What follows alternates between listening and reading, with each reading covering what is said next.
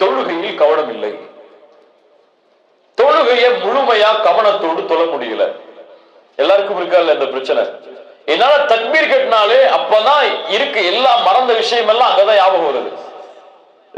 சாவி எங்க வச்சோம், போன் எங்க வச்சோம், வீட்டுல என்ன பிரச்சனை, வீட்டுல என்ன சாப்பாடு, மனைவி என்ன சொன்னாங்க, பிள்ளைங்க என்ன பண்ணிட்டு இருக்கோம், ஸ்கூல் எப்போ விடுவாங்க, ஆபீஸ்ல என்ன மீட்டிங் இருக்கு, எல்லாம் வெளியே இருக்கும் போது ஞாபகம் வராது. தக்பீர் கட்டின உடனே ஞாபகம் வருது. என்ன செய்யறது?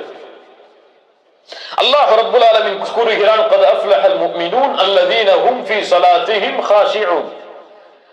முஃமின்கள் வெற்றி அடைவார்கள், அவர்கள் தொழுகையில் குஷூஓடு தொழுவார்கள். குஷூ ரூஹுஸ் ஸலாத், தொழுகையுடைய ரூஹ் அது. அது இல்லை என்றால் தொழுகை தூக்கி வீசப்பட்டோம். தொழுகை தூக்கி வீசப்பட்டோம். நம்ம இன்னைக்கு நான் 5 வக்து தொழுகிறேன், 10 வக்து தொழுகிறேன்.